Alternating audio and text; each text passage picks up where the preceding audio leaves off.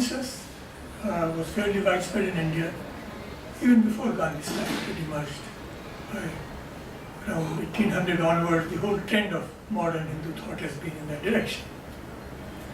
So the question was, how do you remove it? So at one level people said it is an integral part of Hinduism. Untouchability is an integral part of Hinduism. So you must get rid of Hinduism to get rid of untouchability. So this was the Muslim and Christian response to the issue. Right? The solution to untouchability is to cease to be Hindu. Then others, as Hindus said no. The real reason, the real justification rather, for untouchability is that it is based on birth. You are born untouchable. And so it is based on caste system, quote unquote, based on birth. So if you give up belief in karma and rebirth, then you can do away with untouchability. So you don't have to cease to be a Hindu, you have to cease to believe in karma and rebirth. As a Hindu you can do, although these are popular Hindu ideas, because Hinduism is not defined in clear terms. The others said,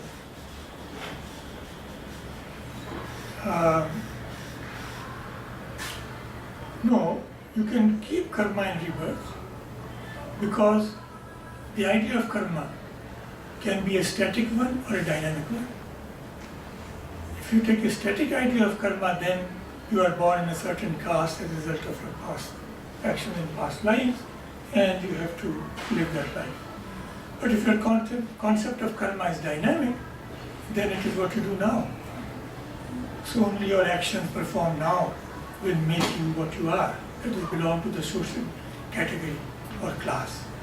If your actions are such that nobody wants to be near you or touch you, then you are an untouchable. Not because of your birth, but because of your action. So you don't have to cease to be a Hindu. You don't have to stop believing in karma and rebirth. By reinterpreting karma and rebirth, you can do away with untouchability. Then, next level people said, no, you have to do away with the caste system itself altogether. That is the division of society into 4 groups, and then untouchables are outside the group. And you can credibly argue on the basis of Hindu texts that the social division should not be based on birth, but on worth, as I mentioned earlier. So either you cease to be a Hindu, or you cease to believe in karma and rebirth, or you let go of the caste system. These are the various vantage points from which you could attack untouchability. Now Gandhi is remarkable in being the only modern reformer who said, no, caste system is okay. Untouchability is an exclusive. It does not belong to the caste system, because in the famous statement of what the caste system is, the texts say there is no fifth. There are only 4 classes.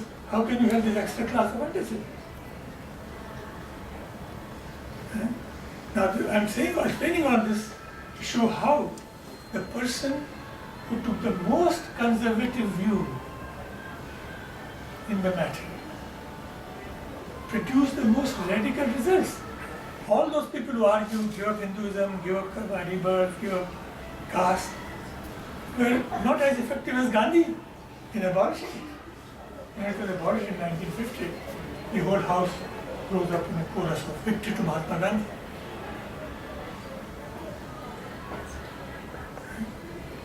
So it's again the paradox I mentioned earlier of their positions appearing so conservative, so theological, almost bizarre, but the results are dramatic and radical. That's the first point. Now the second is we have to understand Gandhi's view of the caste system. Gandhi thought a great defect of modern industrial civilization is its cutthroat competition. unemployment, and so on. And Gandhi thought that the answer to that lay in the caste system. At one stage in his life, he kept changing his views of this. But for a long time, he thought that the caste system as he propounded it was the answer to this. And this is how he argued. According to this version of the caste system, your means of livelihood is to be determined by the class in which you are born. So if you are born as a warrior, in the warrior class, you have to be either a bureaucrat, a politician, or a soldier and so on. And that's how you earn your living. If you are born in the next class as a Vaishya, then you are an agriculturist, pursue, cultivate land or engage in commerce, and that is how you earn your livelihood. For each of the four varnas, as they are called, there are specified means of livelihood. And he felt that this was the answer of the East to the cutthroat competition of the West. So basically the person is not free, he is just stuck in his caste and that's it, and he has to be there. That is our view of it. No, this is, you told me that this is what Gandhi said. No, what Gandhi is saying is that this is the only way you can earn your livelihood. But what happens if you want to word it some other way? Yeah, it's No. all. Well, I mean, what happens to those people? No. Gandhi did not, for that he said you have to be disciplined. Social life is based on discipline. You are born in this particular varna, you will earn your livelihood. Society owes it to you. It's a very important one. Society owes it to you to provide you with the means of livelihood and through the varna in which you are born.